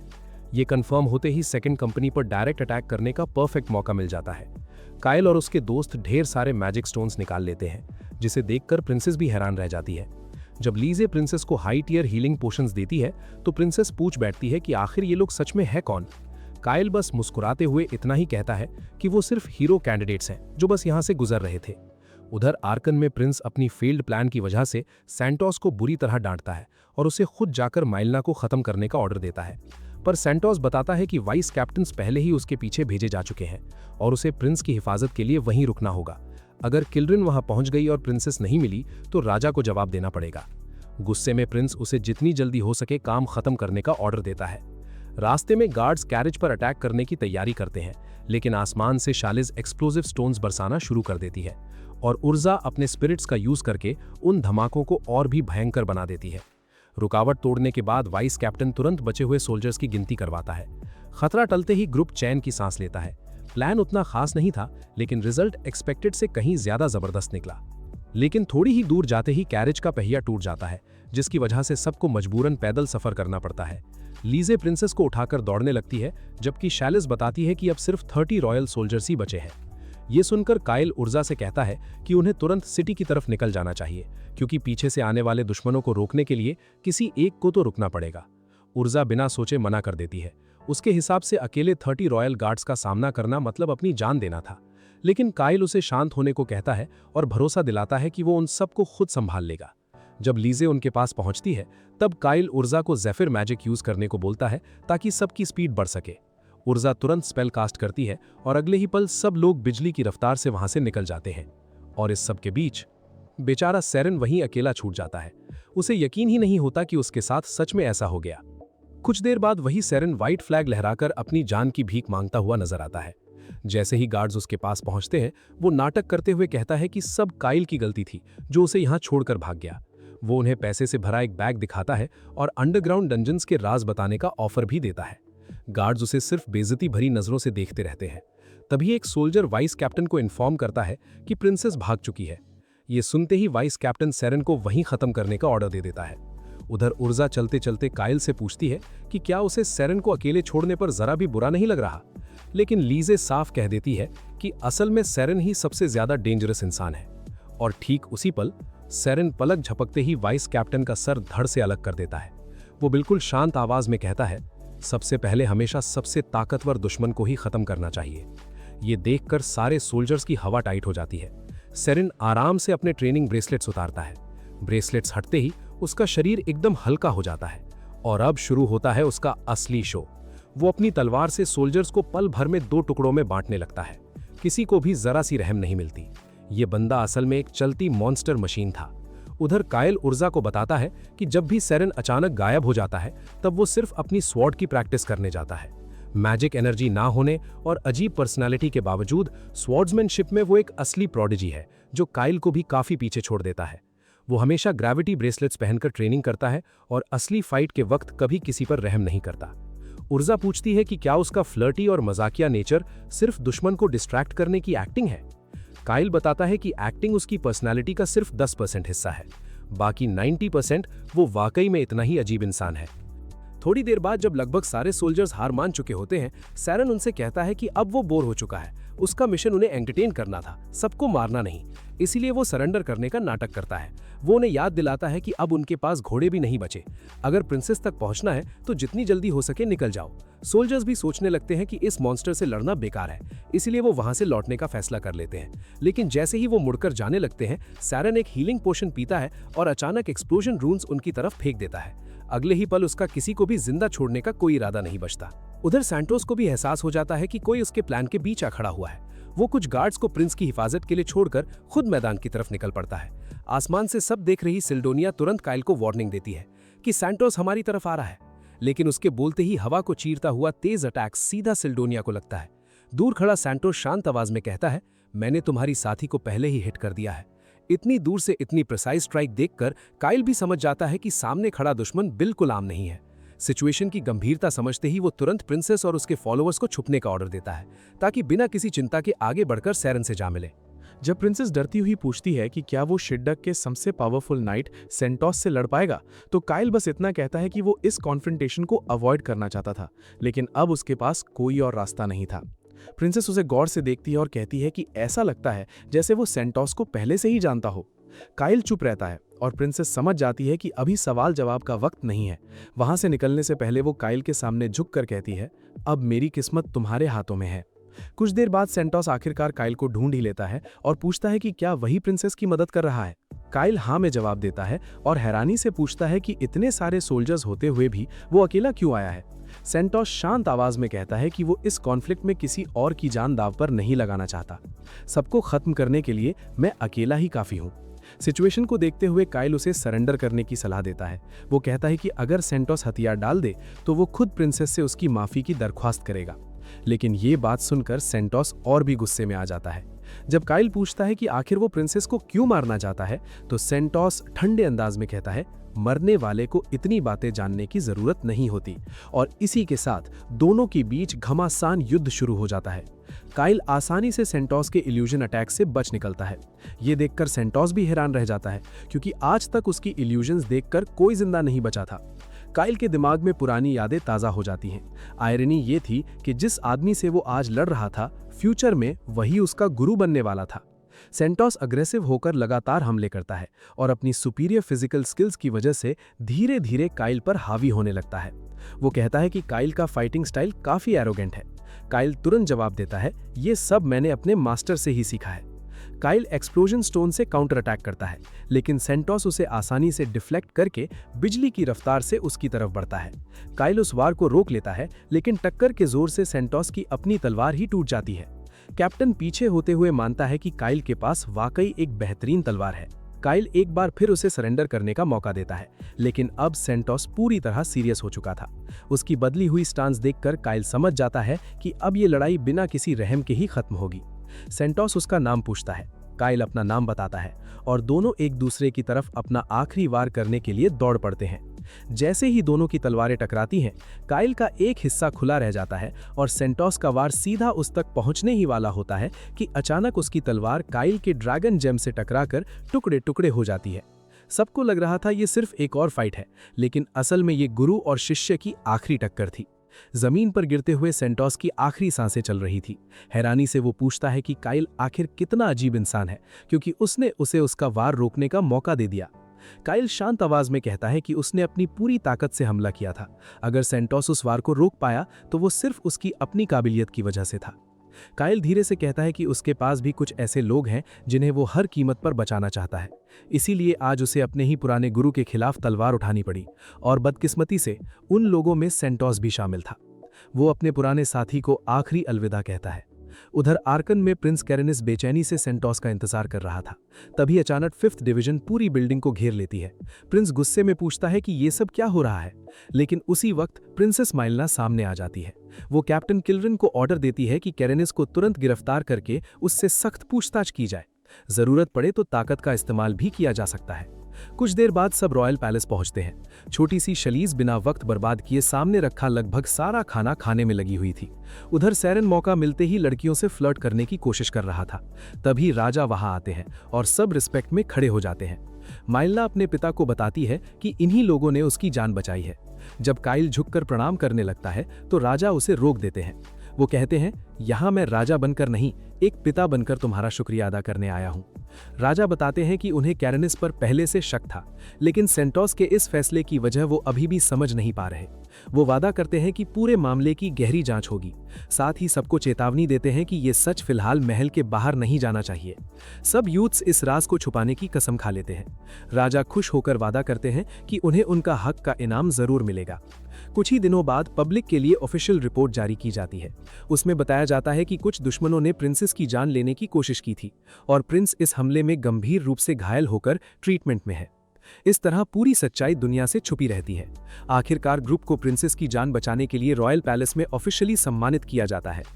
मेडल्स और कई बड़े ऑनर्स मिलने के बाद काइल अपने असली मकसद के एक और कदम करीब पहुंच चुका था, एक ऐसा रेनाउंड हीरो बनना जो अलग अलग देशों के फैसलों पर भी अपना असर डाल सके। लेकिन उसी रात एक हिला देने वाला सच सामने आता है। माइलना पर हुए पूरे असैसिनेशन अटेम्प्ट का असली मास्टरमाइंड कोई और नहीं बल्कि उसका अपना पिता किंग था। अपने कमरे में अकेला बैठा किंग प्रिंस और सेंटोस को मिशन फेल करने के लिए कोस रहा था। उसे डर था कि जिस दिन वो गद्दी छोड़ेगा और माइलिना नई क्वीन बने भी, उस दिन लोग उसके राज को भूल जाएंगे, क्योंकि उसकी बेटी उससे कहीं ज्यादा काबिल शासक साबित होती। वो इस बात से जल रहा था कि उसका नाम हमेशा माइलिना की परछाई में दब कर रह जाएगा। तभी अंधेरे से एक हुडेड फिगर सामने आती है और किंग को काबू में कर लेती है। वो याद दिलाता है कि ग्रेट इन्वेजन के वक्त ड्वार्फ्स की मिशन को तुरंत मदद की जरूरत थी, लेकिन किंग ने सिर्फ अपने डिप्लोमेटिक फायदे के लिए जानबूझकर मदद देर से भेजी। उस फैसले की वजह से बेगुनाह ड्वार्फ्स का सफाया हो गया और आखिरकार शिड्डार्च के फ्यूचर डिस्ट्रक्शन की बुनियाद भी वहीं पड़ी। वो कहता है कि वो उसे उस जुर्म की सजा देने नहीं आया जो अभी हुआ ही नहीं है। ये कहकर वो अपना हुड हटा देता है और सामने था काइल। काइल को सेंटोस का वो पल याद आता है जब उसने मिशन फेल होने पर किंग से माफी मांगी थी। वो किंग को बालकनी की तरफ धकेल कर कहता है कि कैप्टन सेंटोस को अपनी ही बेटी का खून करने का हुक्म सिर्फ एक ही इंसान दे सकता था, उसका अपना पिता। काइल अफसोस के साथ कहता है कि सेंटोस को कभी ये चुनने का मौका नहीं मिला कि उसे किस किंग की सेवा करनी चाहिए। वो मानता है कि माइलिना बिल्कुल परफेक्ट नहीं है, लेकिन वो इतनी इंटेलिजेंट जरूर है कि सिर्फ अपनी इमेज बचाने वाले शासक से कहीं गुना बेहतर क्वीन बन सकती है। कांपते हुए किंग काइल का हुड खींच देता है और उसका चेहरा देखते ही सन्न रह जाता है। काइल धीरे से अलविदा कहता है और उसे बालकनी से नीचे धक्का दे देता है। ऑफिशियल रिकॉर्ड में उस रात किंग की मौत की वजह हार्ट अटैक बताई गई, जबकि असली घटना को पूरी तरह से छुपा दिया गया। बाकी सब साथी किंग की अचानक मौत पर शोक मना रहे थे, बिल्कुल अनजान कि ये फैसला खुद काइल ने लिया था। कुछ दिन बाद काइल की दोबारा मुलाकात प्रिंसेस माइलिना से होती है। वो बताती है कि उसकी सगाई गर्गा एम्पायर के 3rd हेयर प्रिंस मर्सिलम गर्गा के साथ तय की गई थी। पहले कैरन के इलाके को लेकर दोनों किंगडम्स के बीच लंबी तकरार चली थी। आखिर में कैरन शिड्डार्च का हिस्सा बन गया और बदले में एम्पायर के साथ अलायंस मजबूत करने के लिए ये पॉलिटिकल मैरिज सीक्रेटली डिसाइड की गई थी। लेकिन अब माइलिना इस रिश्ते को हमेशा के लिए खत्म करना चाहती थी। वो काइल से कहती है कि वो कैरन जाकर मेयर को इस मैरिज कैंसिलेशन की खबर दे और उसका ऑफिशियल एंडोर्समेंट लेकर आए। अपने कमरे में लौटकर काइल सोचने लगता है कि आखिर गर्गा एम्पायर के असली इरादे क्या हैं। शालीज यानी सिल्डोनिया अपना अंदाजा लगाती है कि हो सकता है कैरन में सिर्फ एम्पायर ही प्रॉब्लम ना हो। राजा की मौत के बाद भी उस वैसल सिटी स्टेट का लीडर कैपिटल तक नहीं आया, जो काफी सस्पिशियस बात थी, और प्रिंसेस ने भी इस बात का जिक्र नहीं किया। मतलब कैरन में जरूर कुछ छुपा हुआ है। काइल समझ जाता है कि शायद प्रिंसेस उसका टेस्ट भी ले रही हैं, लेकिन उसके लिए ये कैरन के लीडर से मिलने और एम्पायर से जुड़ी सच्चाई जानने का एक बेहतरीन मौका भी था। अगले दिन जब काइल रवाना होने लगता है, माइलना हल्का सा मुस्कुराकर कहती है कि शायद उसे लगता होगा उसका दिल पत्थर का है, जो पिता की मौत के तुरंत बाद भी उसे मिशन पर भेज रही हैं। फिर अचानक वो पूछ बैठती है, क्या तुम रॉयल नाइट बनना पसंद करोगे? मैं चाहती हूँ तुम ऑफिशियली मेरे साथ काम करो। काइल थोड़ा घबरा जाता है और कहता है कि उसके पास अभी बहुत सारे काम हैं। वो बस इतना वादा करता है कि जब भी प्रिंसेस की उसे जरूरत होगी वो बिना देरी किए उसके पास पहुंच जाएगा। माइलना हंस पड़ती हैं और बताती है कि वो सिर्फ मजाक कर रही थी। उसके चेहरे का रिएक्शन देखना काफी मजेदार था। वो काइल को सेफ जर्नी विश करती है और काइल को यकीन ही नहीं होता कि प्रिंसेस उसके साथ इतना कैजुअल मजाक भी कर सकती है। थोड़ी देर बाद महल के अंदर एक मेड पूछती है, क्या आप काइल को अपनी तरफ खींच पाई?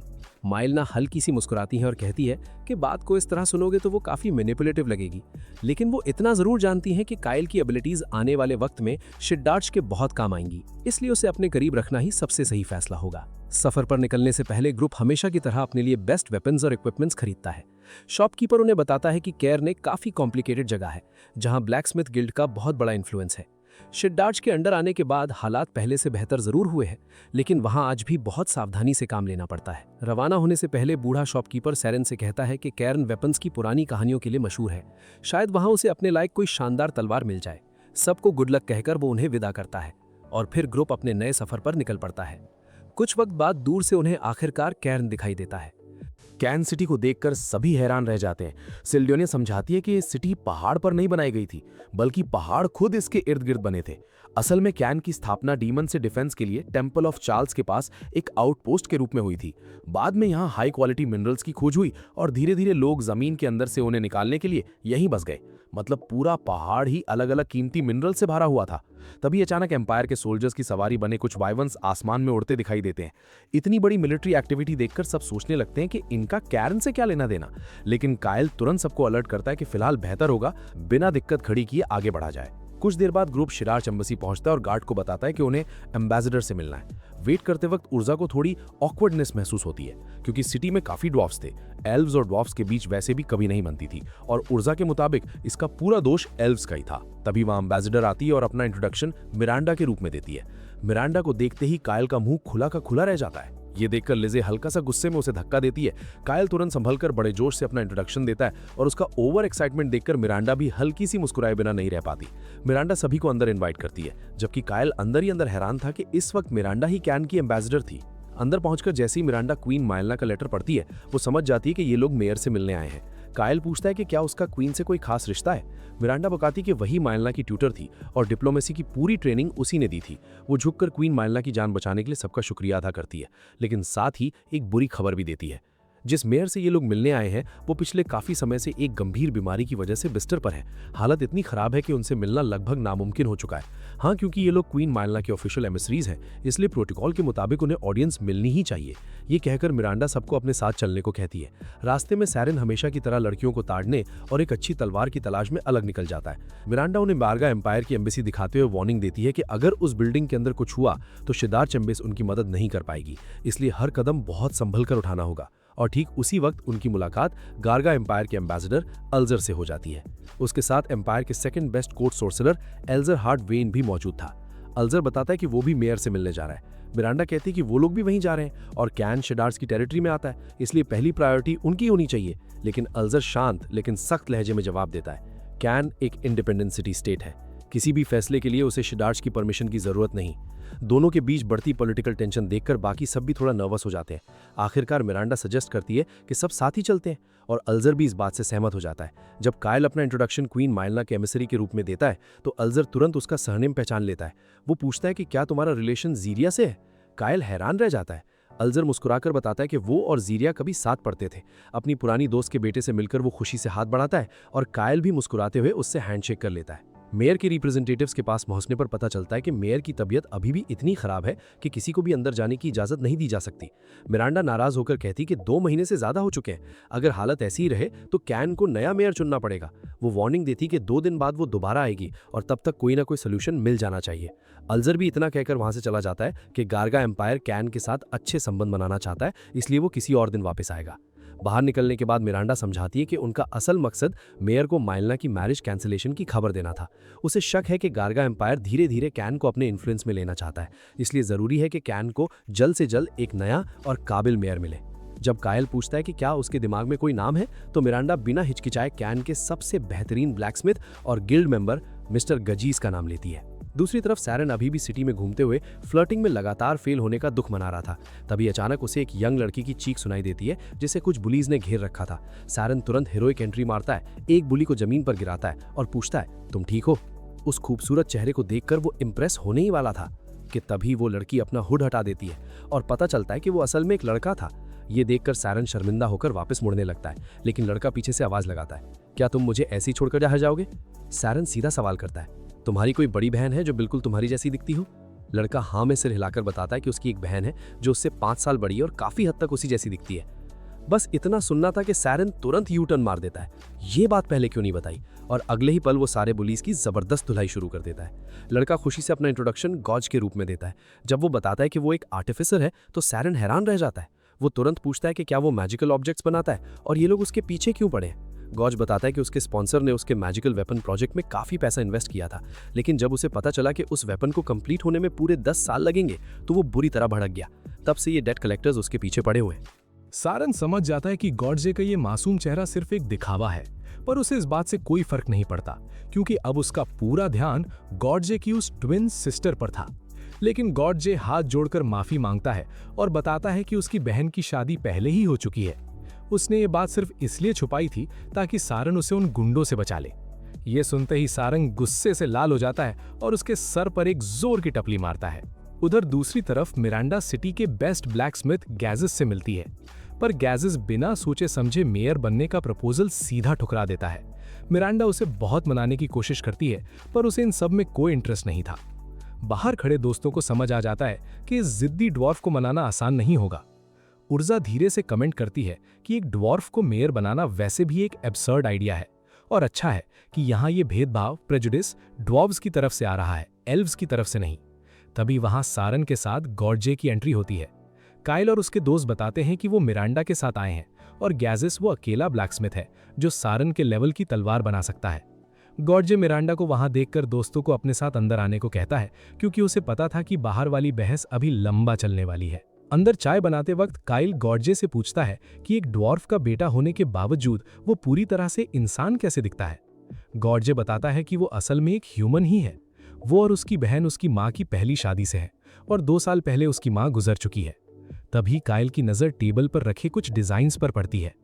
ये एक एंशिएंट मैजिकल वेपन को रिस्टोर करने के ब्लूप्रिंट्स थे। काइल को तुरंत अपनी पिछली जिंदगी याद आती है और वो समझ जाता है कि ये लड़का उस ऑटोनॉमस मैजिकल वेपन गोलम का क्रिएटर है जिसकी टेक्नोलॉजी फॉल ऑफ चार्ल्स के बाद खो गई थी। उसे याद था कि ग्रेट इन्वेजन के वक्त गार्गा एम्पायर ने डीमन से लड़ने के लिए एक गोलम प्रोटोटाइप बनाया था जिसने ऐसी चीजें कर दिखाई थी जो इंसानों के बस की बात नहीं थी। शलीज डिजाइन्स देखकर बताती है कि ये एक टाइटन पर बेस्ड है और इसका एनर्जी कन्वर्जन मैकेनिज्म एकदम फंक्शनल लग रहा है। काइल तुरंत कैलकुलेट करता है कि अगर वो इन गोलम्स को मास प्रोड्यूस कर ले तो ग्रेट इन्वेजन के खिलाफ उसके पास एक भयंकर एडवांटेज होगा। वो गॉडजे से इस गोलम को जल्द से जल्द पूरा करने को कहता है, पर गॉडजे अफसोस के साथ बताता है कि उसे कम से कम 10 साल का वक्त लगेगा। काइल उसके सामने बस 1 साल की स्ट्रिक्ट डेडलाइन रख देता है। गॉडजे परेशान होकर समझाता है कि 1 साल में ये करना नामुमकिन है क्योंकि डेवलपमेंट कॉस्ट इतनी ज्यादा होगी कि वो अफोर्ड नहीं कर सकता। लेकिन बेचारा गॉडजे नहीं जानता था कि काइल इस वक्त कितना बड़ा अमीर बन चुका था। काइल बिना झिझक ढेर सारे सोने के सिक्के टेबल पर रख देता है। फिर वो गॉडजे से कहता है कि बाकी इन्वेस्टर्स को पैसा वापस कर दे, अब से इस प्रोजेक्ट का पूरा खर्चा वही उठाएगा। इतना बड़ा स्पॉन्सर मिलते ही गॉडजे की आंखें भर आती हैं। उसे यकीन ही नहीं होता कि आखिरकार किसी ने उसके सपने पर इतना भरोसा किया है। थोड़ी देर बाद मिरांडा हार मानकर वहां से चली जाती है क्योंकि गैजेस किसी कीमत पर मेयर बनने को तैयार नहीं था। इस मौके का फायदा उठाकर सीधा काइल अपनी रिक्वेस्ट गैजेस के पास लेकर पहुंचता है, पर गैजेस पहले ही वार्निंग दे देता है कि वो सिर्फ अपने रेगुलर कस्टमर्स के ही ऑर्डर्स लेता है। तभी गॉडजे अपने पिता से इन नए ग्राहकों को एक मौका देने की रिक्वेस्ट करता है। गैजेस उन्हें ध्यान से देखता है, जिससे उर्जा थोड़ी नर्वस हो जाती है, लेकिन गैजेस उसे शांत रहने को कहता है क्योंकि उसके मन में एल्व्स के खिलाफ कोई कड़वाहट नहीं थी।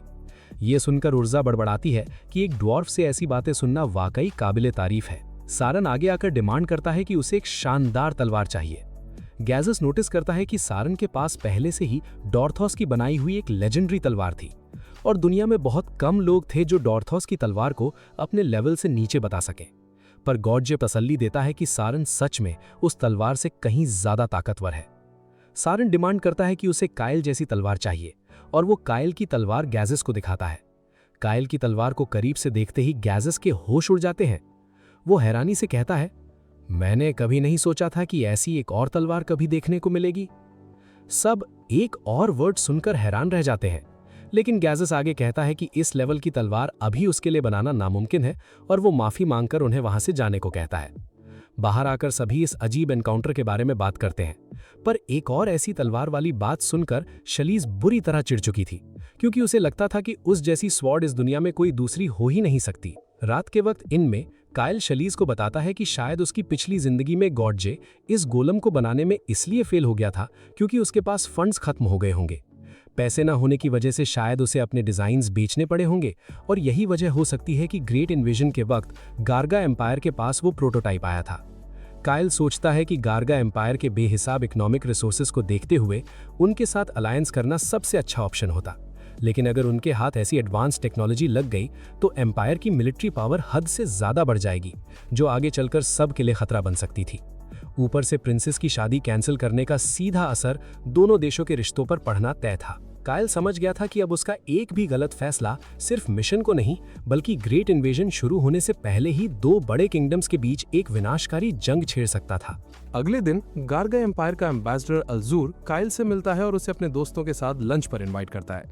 कायल हैरान होकर पूछता है कि क्या वाइवन राइडिंग एक स्टेट सीक्रेट है।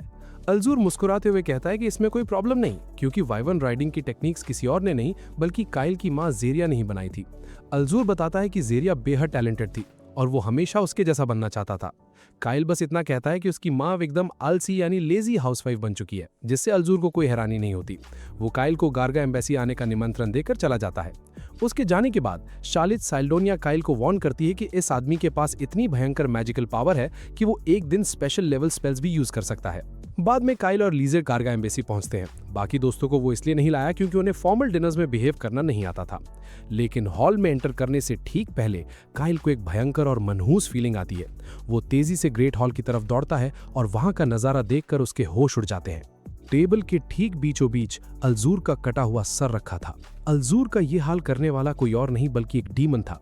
इलंडर कॉन्टिनेंट के आधे हिस्से पर डीमंस का राज है। भले ही उनकी आबादी इंसानों से बहुत कम है, पर उनकी इंडिविजुअल पावर हद से ज्यादा भयंकर होती है। पिछले 300 सालों से डीमंस ने कोई अटैक नहीं किया था, इसलिए इंसानों ने अपना गार्ड डाउन कर लिया था।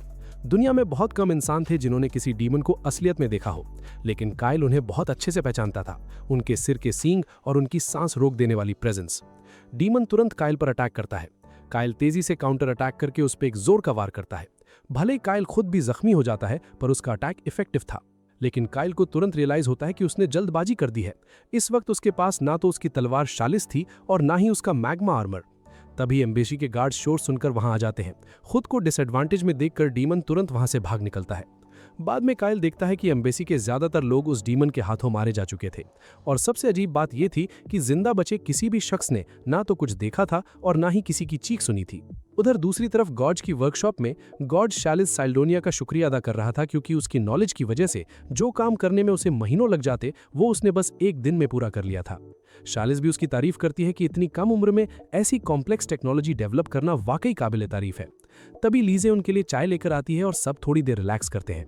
सारन गॉड से पूछता है कि उसके पिता ने जिस एक और कायल जैसी तलवार का जिक्र किया था वो क्या है। गॉज बताता है कि उसके पिता शायद हैंड यानी द सेलेस्टियल ब्लेड की बात कर रहे थे।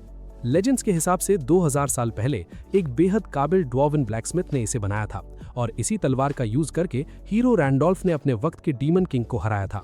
उसके पिता हमेशा कहते थे कि ये लेजेंडरी तलवार आज भी इसी सिटी में है और शायद मेयर वैक्स के पास सेफ रखी है। ये सुनकर सारन की आंखों में चमक आ जाती है। वो तलवार उसके लिए एकदम परफेक्ट थी। हालांकि गॉज उसे वापस जमीन पर लाते हुए कहता है कि वो एक नेशनल ट्रेजर है जिसे पाना लगभग नामुमकिन है। सैरन अचानक शांत हो जाता है। गॉज पूछता है कि क्या वो उसकी बात सुन रहा है, लेकिन सैरन एकदम सीरियस होकर वार्न करता है। घर के चारों तरफ 10 लोग घूम रहे हैं और उनकी ब्लड लस्ट उन कल वाले गुंडों से बिल्कुल अलग है। ये पक्का था कि वो उन्हें मारने आए थे। सैरन लड़कियों को अलर्ट रहने को कहता है और खुद मेजॉरिटी असैसिन्स को संभालने निकल पड़ता है। शालिस गॉज को जल्दी से छुपने को कहती है। इधर सैरन जोर से दरवाजा तोड़कर बाहर निकलता है और पहले ही वार में पहले दुश्मन को नीचे गिरा देता है। दूसरे को बेहोश करके वो बाकियों को वार्निंग देता है कि अगर जिंदा रहना है तो सरेंडर कर दो। अंदर की तरफ 2 असैसिन्स घुसाते हैं। उर्जा तुरंत लीजे को वार्न करती है कि उनके डैगर्स पर पॉइजन जहर लगा है।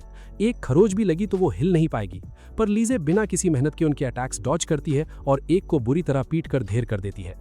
वो मन ही मन सोचती है कि उसे हाथ थोड़ा हल्का रखना चाहिए था ताकि उससे पूछताछ की जा सके।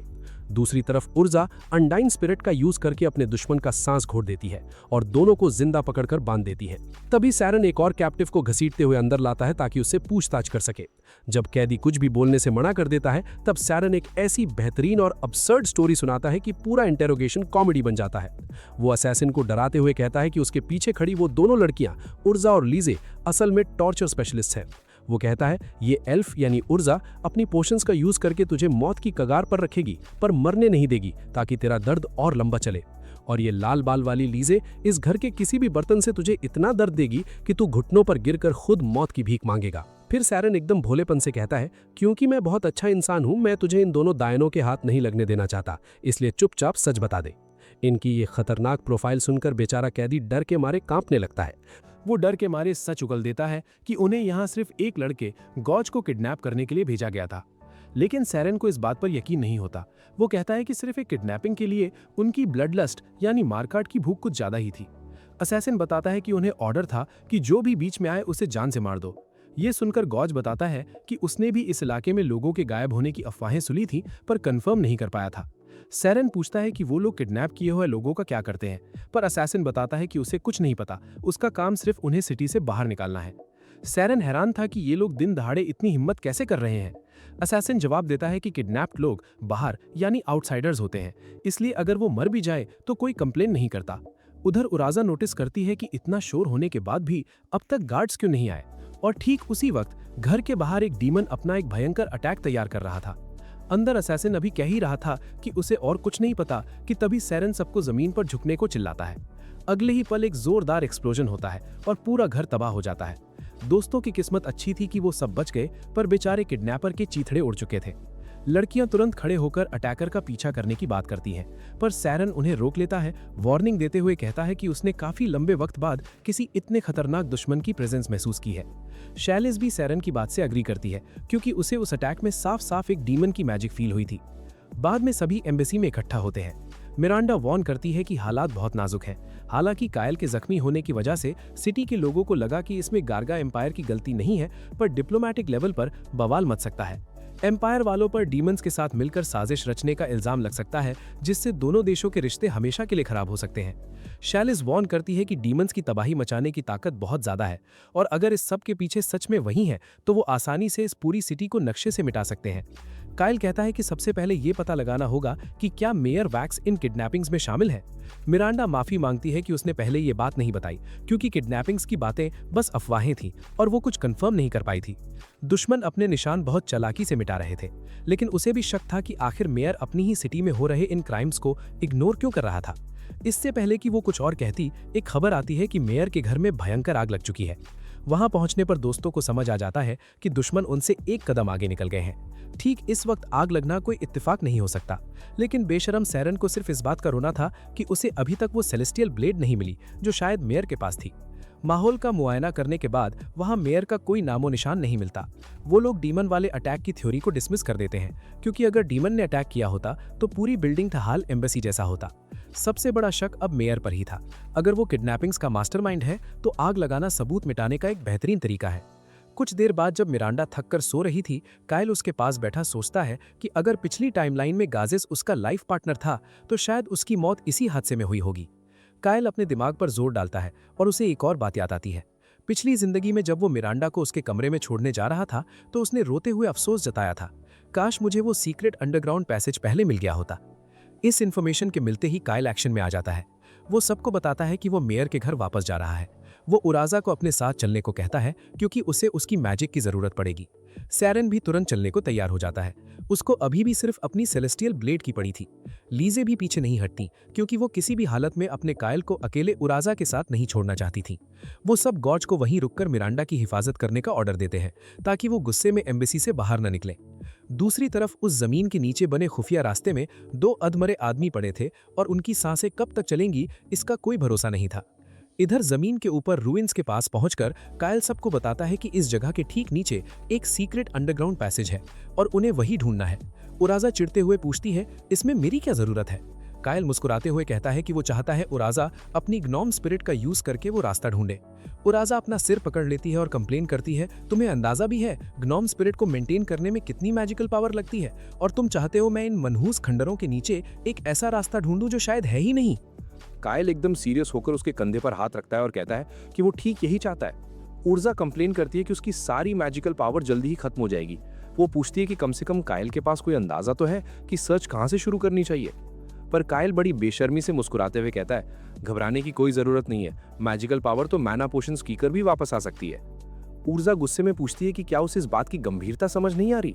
मैना पोशंस भले ही एनर्जी वापस लाते हैं पर उनका टेस्ट कितना वाहियात और घटिया होता है। कायल ये बात जानता था लेकिन वो हाथ जोड़कर उससे रिक्वेस्ट करता है क्योंकि उनके पास वक्त बहुत कम था। बाकी दोस्त भी ऊर्जा को मॉरल सपोर्ट देने लगते हैं जिससे वो थोड़ी शर्मिंदा हो जाती है। आखिरकार वो हार मान लेती है और एक सड़ियल बुढ़िया की तरह बड़बड़ाते हुए काम पर लग जाती है। इसके बाद कायल सैरन से कंफर्म करता है कि घर के बाहर उसने जो डीमन देखा था क्या वो एक मर्द था। सैरन बताता है कि हालांकि उसने खिड़की से उसे पूरा नहीं देखा पर वो लगभग 100% श्योर है कि वो एक मर्द ही था। ये सुनकर हालत और भी ज्यादा सीरियस हो जाती है क्योंकि एम्बेसी में कायल ने जिस डीमन का सामना किया था वो एक औरत थी। इसका मतलब साफ था, इस शहर में एक नहीं बल्कि 2 डीमंस घूम रहे हैं। रात ढलने लगती है और बेचारी ऊर्जा उन घटिया मैना पोशंस का टॉर्चर सहते हुए आखिरकार उस खुफिया रास्ते को ढूंढ ही लेती है। ग्रुप उस सीक्रेट पैसेज के अंदर घुस जाता है। कायल सबको बहुत संभाल कर रहने को कहता है क्योंकि उनका सामना किसी भी वक्त डीमन से हो सकता है। सैरन मजाक में कहता है कि भले ही वो डीमंस को अच्छे से नहीं जानता पर उसने महसूस किया कि वो बिल्कुल उतने ही खतरनाक हैं जितनी उसकी मां गुस्से में होती थी। लीजे चिढ़कर कहती है कि वो वापस जाकर लैला से उसकी शिकायत करेगी। कायल लीजे और उर्जा को वहीं पीछे रुकने को कहता है क्योंकि आगे बढ़ना बहुत खतरनाक हो सकता था, लेकिन दोनों लड़कियां जिद पर अड़ जाती हैं और पीछे हटने से साफ मना कर देती हैं। कायल मनी मन सोचता है कि चलो कम से कम इस बार सैरन मेरे साथ है, अगर डीमन सामने आ गया तो वो दोनों मिलकर लड़कियों को प्रोटेक्ट कर लेंगे। आगे बढ़ते हुए वो लोग एक बड़े से कमरे में पहुंचते हैं। वहां उन्हें एक फॉरबिडन मैजिक रिचुअल मिलती है। शैलीज यानी सिल्डोनिया ध्यान से चेक करके वार्न करती है कि ये एक ऐसी रिचुअल है जिसमें ढेर सारी जानों की बलि देकर मैजिकल पावर इकट्ठा की जाती है।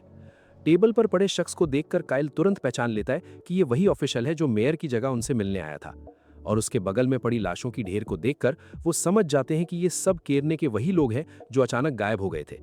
शैलिस बताती है कि जिसने भी ये रिचुअल बनाया है उसने क्वांटिटी से ज्यादा क्वालिटी पर फोकस किया है। ये मैजिक सर्कल धीरे धीरे मैजिकल एनर्जी चूसता है ताकि उसकी क्वालिटी और भी बेहतर हो जाए, लेकिन इसका कैटलिस्ट बहुत वीक है। ये इतनी भयंकर मैजिकल एनर्जी को झेल नहीं पाएगा और किसी भी वक्त फट सकता है, और अगर ये एक्सप्लोड हुआ तो आधी केरने सिटी नक्शे से मिट जाएगी। तभी शैलिस धीरे से वार्निंग देती है, कोई आ रहा है। सब तुरंत छुप जाते हैं। कमरे में दोनों डीमंस, एक मर्द और एक औरत एंटर करते हैं। मेल डीमन पूछता है कि वो इतनी चुप क्यों है। फीमेल डीमन चिढ़ते हुए कहती है कि उसे एक मामूली ह्यूमन कोलैबोरेटर के ऑर्डर्स मानना और उसके साथ मिलकर काम करना बिल्कुल पसंद नहीं है। ऊपर से एम्बेसी में इतने सारे लोगों का मैसेकर करना भी उसे बिल्कुल अच्छा नहीं लगा। मेल डीमन कहता है कि उसे भी ये सब पसंद नहीं था, लेकिन उनके ह्यूमन कोलैबोरेटर के साथ काम करने का और कोई रास्ता नहीं था। वो बताता है कि एम्बेसी में हुआ मैसेकर भी उसी कोलैबोरेटर की डिमांड थी। उसने ऑर्डर्स के मुताबिक जितना हो सके उतने कम लोगों को मारा और पूरी प्लानिंग सिर्फ इसलिए की गई थी ताकि सबका ध्यान एम्बेसी वाले इंसिडेंट पर लगा रहे और दूसरी जगह किडनैपिंग्स आराम से चलती रहे। फिर वो याद दिलाता है कि वो ये सब किस लिए कर रहे हैं, सिर्फ उस चीज को पाने के लिए जिसका उनका डीमन किंग बेसब्री से इंतजार कर रहा है, और उसके लिए उन्हें उस ह्यूमन कोलैबोरेटर के साथ मिलकर काम करना ही पड़ेगा। टेबल पर पड़ी लाश को राख में बदलने के बाद मेल डीमन कहता है कि वो थोड़ी फ्रेश हवा खाने जा रहा है और फीमेल डीमन भी उसके पीछे निकल जाती है। उनके जाते ही पूरा ग्रुप चैन की सांस लेता है। शैलिस धीरे से कहती है कि ये बात बहुत अजीब है, ये डीमंस जानबूझकर कम से कम लोगों को मारने की कोशिश कर रहे थे। उसने सुना था कि मौजूदा डीमन किंग पहले की डीमन किंग्स के मुकाबले काफी मॉडरेट, हालांकि थोड़ा एक्सेंट्रिक शासक है। काइल कहता है कि अभी ये सबसे अच्छा मौका है गैजेस और मेयर वैक्स को ढूंढने का। हाइडआउट में थोड़ी आगे तलाश करने पर आखिरकार उन्हें गैजेस मिल ही जाता है और उसके ठीक पास खड़ा था मेयर वैक्स। मेयर वैक्स उन्हें वहां देखकर चिल्लाता है कि तुम लोग इस खुफिया जगह पर क्या कर रहे हो? पर दोस्तों का सवाल भी वही था, जो आदमी बिस्तर पर बीमार पड़ा होना चाहिए था वो यहाँ क्या कर रहा था? वैक्स उन्हें पहचान लेता है और गुस्से में कहता है कि तुम वही गर्गा और शिड्डार्च के भेजे हुए दूत हो ना। एक तरफ गर्गा एम्पायर उन पर कब्जा करना चाहता है और दूसरी तरफ शिड्डार्च उन्हें कंट्रोल करना चाहता है। वो किसी भी कीमत पर केरने को किसी के हाथ नहीं जाने देगा। ग्रुप गुस्से में पूछते हैं, अपनी ही सिटी के मासूम लोगों को किडनैप करके उनकी बलि चढ़ाना ये शहर को बचाना कैसे हुआ? वैक्स दोबारा चीख कर कहता है कि उसने जो भी किया सिर्फ केरने को बचाने के लिए किया। ये बात किसी की समझ में नहीं आती। तभी गैजेस आगे बढ़कर एक भयंकर सच रिवील करता है। केरने की माइंस लगभग पूरी तरह से खाली हो चुकी हैं। वो मेयर को कहता है कि अब इस सच को और छुपाने का कोई फायदा नहीं है। ये माइंस ही केरने की सबसे बड़ी ताकत और उसकी इकोनॉमी का आधार थी। जिस दिन मिनरल्स पूरी तरह से खत्म हो जाएंगे उस दिन केरने की कोई कीमत नहीं बचेगी। लोगों के पास जॉब्स नहीं होंगी, ब्लैकस्मिथ शहर छोड़कर चले जाएंगे और उसके बाद गर्गा एम्पायर का कंट्रोल और भी आसान हो जाएगा। लेकिन वैक्स दांत भींचकर एक बार फिर कहता है, मैं केरने को बर्बाद होते हुए कभी नहीं देखूंगा। अपने शहर को बचाने के लिए मैं किसी भी हद तक जाऊंगा, चाहे उसके लिए मुझे अपने ही लोगों की बलि क्यों ना देनी पड़े। बस दोस्तों, यहीं खत्म होता है आज का एपिसोड। अगले पार्ट में पता चलेगा कि क्या कायल, मेयर, वैक्स और डीमंस की इस खौफनाक साजिश को रोक पाएगा या कैन सिटी तबाही की तरफ बढ़ जाएगी। अगर वीडियो पसंद आई हो तो लाइक, शेयर और चैनल को सब्सक्राइब करना मत भूलना। मिलते हैं अगले पार्ट में।